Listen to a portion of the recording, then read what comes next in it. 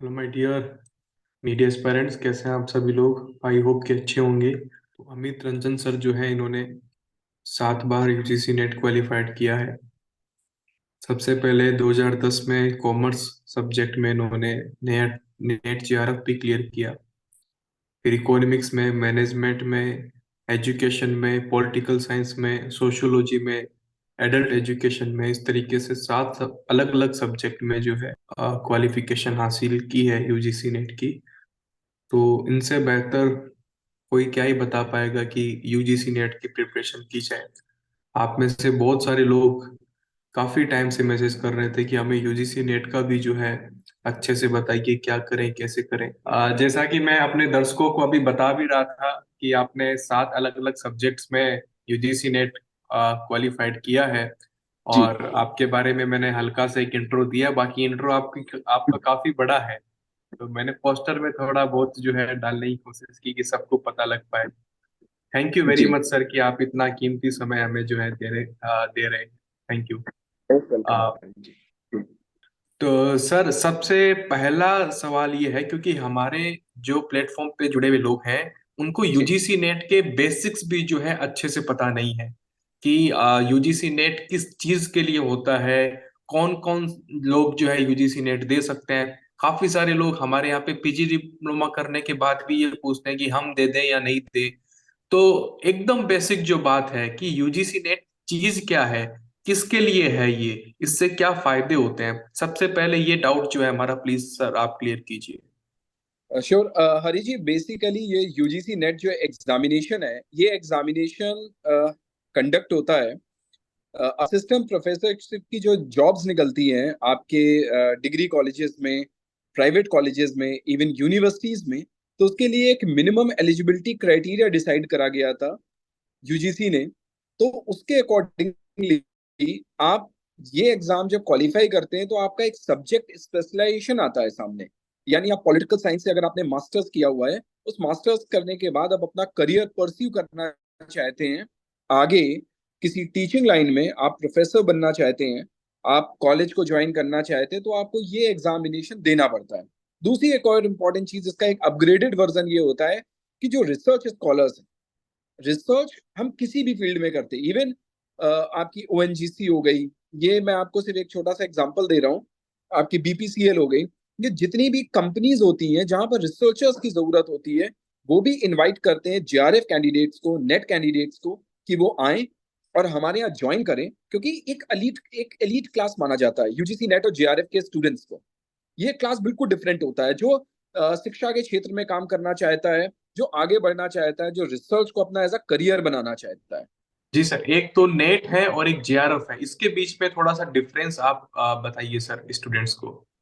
देखिए, एग्जाम एक ही होता है, एक ही दिन होता है, इसमें कोई अलग से प्रिपरेशन करने की जरूरत नहीं होती। ये माना जाता है कि जब आप कम से कम क्वालिफाइंग, जैसे फॉर एग्जांपल नेट के लिए क्वालिफाइंग 62% है, तो अमूमन देखा गया है कि आप 10% अगर आप ज्यादा आपके आते हैं, 72 या 73 की आप कैटेगरी में स्टैंड करते हैं, तो आपको जेआरएफ दिया जाता है। जेआरएफ का फुल फॉर्म होता है जूनियर रिसर्च फेलोशिप। ये सरकार के द्वारा दी जाने वाली 5 साल के लिए आपको एक मंथली अमाउंट होता है, जिसको इन्होंने अभी रिवाइज्ड करके करीब 40,000 प्लस कर दिया है पर मंथ के हिसाब से। प्लस आपको साल में स्टेशनरी और बुक्स खरीदने के लिए गवर्नमेंट अलग से पैसा देती है। इनफैक्ट जब आप किसी रिसर्च पेपर को प्रेजेंट करने के लिए कहीं पर जाते हैं, तो वो अमाउंट भी आपको मिलता है। कई रिसर्च प्रोजेक्ट्स आप लेते हैं, उसका अलग से अमाउंट आपको मिलता है। तो ये जेआरएफ जो होता है वो एक तरीके की स्कॉलरशिप है, जो आपको रिसर्च करने के लिए 5 साल तक दी जाती है। 2 साल तक जेआरएफ होता है, उसके बाद ये एसआरएफ में कन्वर्ट हो जाता है, सीनियर रिसर्च अमाउंट और बढ़ जाता है। जी सर। जो आजकल की मार्किंग स्कीम है, क्योंकि इसमें यूजीसी नेट पे 2 पेपर होते हैं, पेपर फर्स्ट और पेपर सेकंड। तो इन जी। दोनों पेपर, जी, तो इन इन दोनों पेपर की मार्किंग स्कीम जो है वो क्या है। देखिए, इन दोनों पेपर्स की जो मार्किंग स्कीम होती है, आपको पूरा पेपर जब आपको देना होता है तो 50 क्वेश्चन आपके पूछे जाते हैं पेपर वन में, और आपके 100 क्वेश्चन पूछे जाते हैं पेपर टू में। टोटल 150 क्वेश्चन हो गए। पर क्वेश्चन आपको 2 मार्क्स के अकॉर्डिंगली 300 नंबर की मार्किंग होती है। और आप 60 to 65% मार्क्स आपको लाने पड़ते हैं। मतलब 300 में से 65% आपको लाने पड़ेंगे ही पड़ेंगे।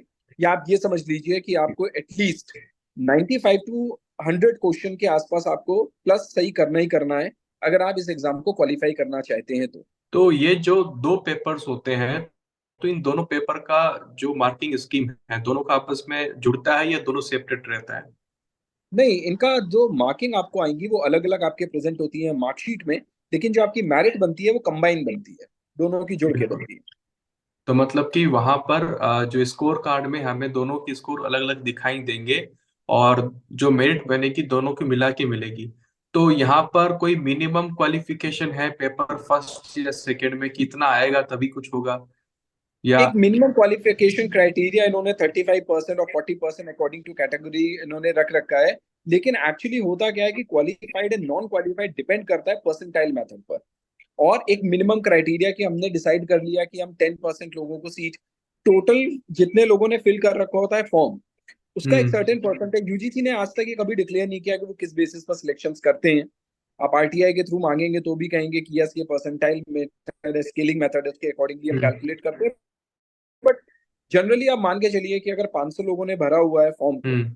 और 500 लोग अपीयर हुए हैं, तो उसमें से एटलीस्ट उनका जो स्किल रहता है वो 5 to 6% तक स्किल रहता है हम्म। उन कैंडिडेट्स के लिए, कि आपको नेट वो उन अपीयर्ड कैंडिडेट्स में से इतना परसेंटेज वो क्वालिफाई करने के लिए, इतना टॉप 5% को ले लेते हैं वो नेट के लिए। बिल्कुल सर जी। अब मैं क्वेश्चन ये पूछना चाहूंगा कि जो पेपर फर्स्ट है, और वो सबके जी लिए कॉमन भी है, और जी आपने 7 बार क्वालिफाइड भी कर दिया है, और मुझे लगता है 8वीं बार आप जल्दी आप क्वालिफाइड भी कर देंगे, क्योंकि जी आपने 8 सब्जेक्ट्स में एमए की है। तो जी। सर, आप पेपर फर्स्ट की स्ट्रेटजी क्या रखे? पेपर फर्स्ट की तैयारी कैसे करनी चाहिए? कौन सी बुक्स हैं, कौन से मटेरियल्स हैं? राइट। देखिए, मैं पेपर वन के लिए हमेशा से एक सजेशन देता हूँ कि आपको पढ़ना तो देखिए पढ़ता है काफी। और बुक्स, आप कोई एक किसी भी बुक को आप मार्केट में जाते हैं वो आपको एक थोड़ा सा ये स्ट्रक्चर्ड बाई वे बता देगी कि आपको ये टॉपिक कवर करने हैं। syllabus जो देती है वो भी बड़ा डिस्क्राइब्ड करके इंटेंस सिलेबस देती है। जिस सिलेबस के अकॉर्डिंगली आप टॉपिक वाइज, सब टॉपिक वाइज आप चीजों को बाइफरकेट कर सकते हैं। अच्छा, रही बात बुक की, तो देखिए कोई पर्टिकुलर, जब आप बड़े एग्जाम्स की तैयारी करते हैं, फॉर एग्जांपल मैं अगर बात करूं कि आपके जितने भी हायर एंड एग्जामिनेशंस होते हैं जो मास्टर्स के बाद आते हैं, उनके लिए आप कोई एक सर्टेन बुक पर नहीं बेस्ड हो सकते। एक बुक जी। लेनी जरूर चाहिए जो आपको ठीक लगे, मार्केट में बहुत सारी अवेलेबल है, वो आपको एक गाइडलाइन दे देती है। अब उसके अकॉर्डिंगली आप अपने टॉपिक्स को इन डेप्थ जाकर, उस पर बेस्ड जो मटेरियल है, जिस पर बेस्ड क्वेश्चंस आए हैं, आपको अपने सेपरेट नोट्स बनाकर तैयारी करनी चाहिए। एक बार आप अपने पेपर वन के नोट्स बना लेंगे, 10 सेक्शंस पर बनते हैं वो, 10 यूनिट्स डिवाइडेड है, तो वो नोट्स आपके हमेशा काम करेंगे। थोड़ा बहुत अपडेशन आपको हायर एजुकेशन और आईसीटी यूनिट्स में काम करना पड़ता है। एल्स जो पेपर नंबर 2 होता है, वो पेपर नंबर 2 बहुत डाइवर्सिफाई होता है। उसमें ग्रेजुएशन से लेकर पोस्ट ग्रेजुएशन तक के पूरे 5 साल का एक जिस्ट होता है।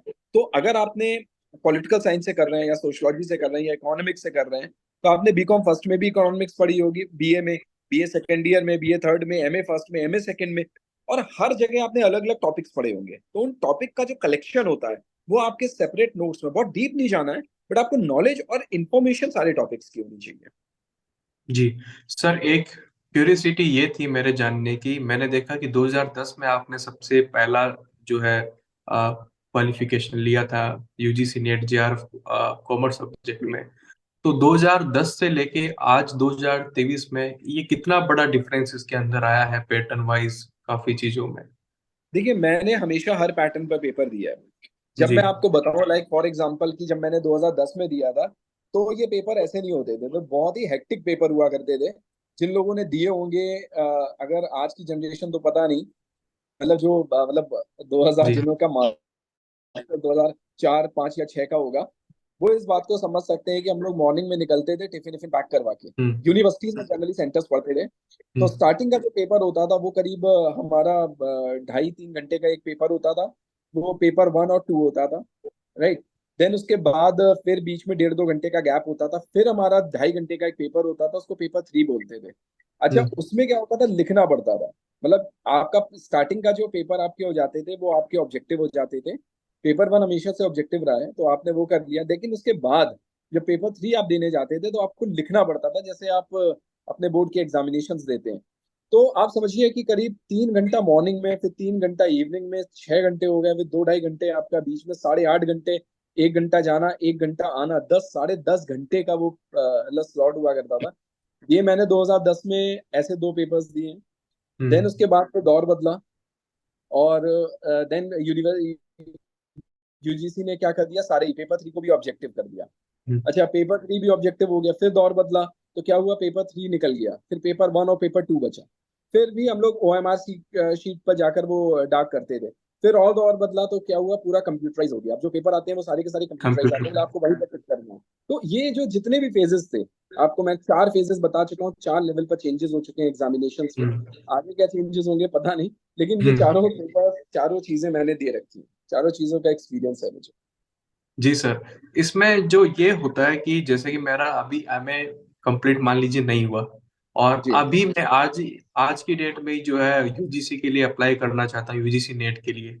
तो फिर हम्म। कितना टाइम देती है यूजीसी नेट आपको एमए कंप्लीट करके दिखाने के लिए? 2 साल के अंदर आपको यूजीसी का सर्टिफिकेट लेना होता है। अगर आपने, मान लीजिए आपने इस साल आपने एमए में एडमिशन लिया हुआ है, तो जब आपने एमए में एडमिशन लिया हुआ है तो इट मीन्स आप क्वालिफाई, मान लीजिए आपने कर लिया एमए फर्स्ट ईयर में, आपने यूजीसी को क्वालिफाई कर लिया। तो यूजीसी की गाइडलाइन ये है कि 2 साल के अंदर आपकी डिग्री कंप्लीट हो जानी चाहिए, तो मान्य होगा। हम्म। अदरवाइज वो नेट सर्टिफिकेट आपका कोई मान्य नहीं होगा। जी सर। और इसको लेकर शायद कोई एज क्राइटेरिया भी नहीं है कि आप किसी भी एज तक दे सकते हैं यूजीसी नेट? जेआरएफ का शायद कुछ है। जेआरएफ जेआरएफ का क्राइटेरिया है, तो उसके लिए मैं हमेशा सजेस्ट करूंगा कि जेआरएफ के लिए अभी कोविड में कुछ रिलैक्सेशन भी मिल गया था 1-2 साल के हम्म। लिए एज का। और अभी नई गाइडलाइंस के अकॉर्डिंगली फिर से उन्होंने चीजों को कर लिया है। नोटिस आते रहते हैं यूजीसी के, देखना चाहिए। 32 ईयर्स तक का इन लोगों ने एक क्राइटेरिया लगा रखा है, किसी कुछ कंडीशंस में 35 ईयर्स तक है। एंड विमेंस का अलग है, गर्ल्स का अलग है, बॉयज का अलग हो जाता है। इसके बाद और भी कैटेगरीज हैं, तो वो नोटिस जरूर देखना चाहिए अपनी कैटेगरी के अकॉर्डिंगली। हाँ, नेट की कोई एज नहीं है, वो आप कभी भी दे सकते हैं, कितनी तो भी एज हो। जेआरएफ जी, तो जेआरएफ के लिए सबसे पहले आप नोटिफिकेशन पढ़ ले वेबसाइट पे, और बिल्कुल। नेट के लिए कुछ नहीं है अलग से। एक सर मैं ये पूछना चाह रहा था कि ये जो पेपर फर्स्ट है, उसमें सबसे बड़ा वेटेज किसका है? टीचिंग एप्टीट्यूड का है, जीके का है, या किसका है? सबसे कमाल की चीज यही है कि सबका बराबर है। बराबर सबसे है। 5 नंबर को, 5 5 क्वेश्चन सबसे आते हैं।